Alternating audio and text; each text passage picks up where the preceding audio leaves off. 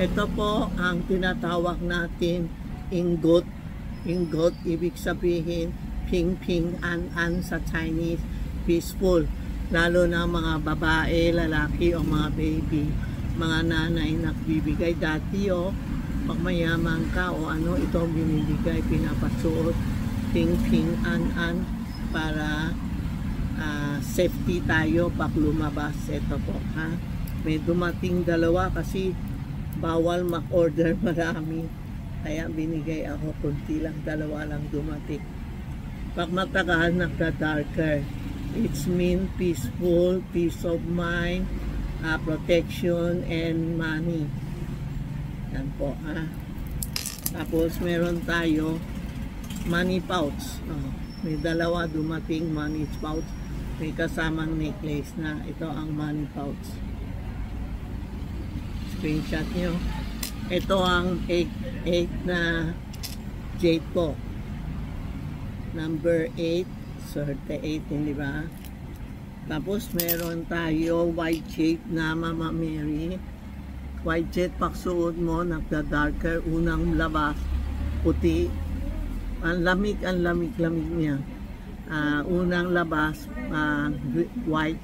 Pag matagal, nag-green siya, nag-green, nagda-darker. Ito ang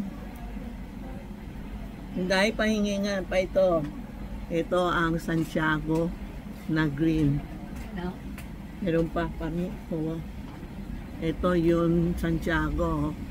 Pwede lalaki, pwede babae. Safety pa siya. Araw-araw, dala-dala mo. Screenshot nyo ha. Meron pa ako. Santiago Biloco. Ang mabenta ngayon jade, ay hindi ko alam. Lahat na bumibili ng jade. Pati bangle ko. Dami na ko order. May mga bukas. Friday may darating ako. Mas mahal pa. Ito po ha. Screenshot nyo. Santiago nakaupo. Round po. Hindi na.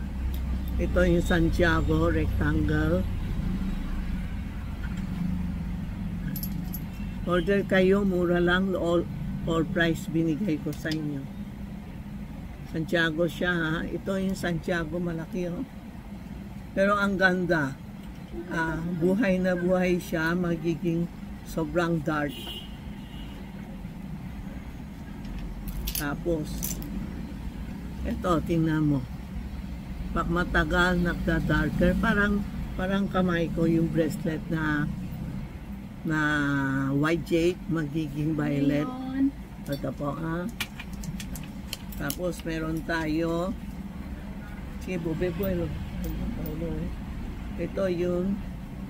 ito yung Santiago na metal, hindi metal, gold po, pero metal ang materials.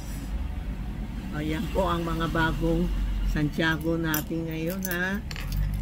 Bago ha, bagong dating Santiago na pendant, Mama Mary na pendant, parang sa akin.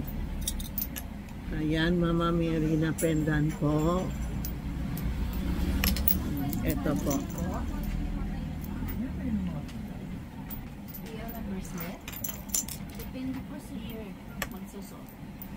Yan ang mga bago ha. Screenshot nyo, then text Tita Maxi sa Charmy Ongpin. Hanapin nyo si Inday o si Rena. We accept LBC, GCash or BDO ha. Hindi ako yung marami na i-scam, ginagamit picture ko, video ko. Sorry po, hindi sa akin yon. Mag-video call kayo, magtanong kung legit ba si Tita Maxi. Okay po, salamat po.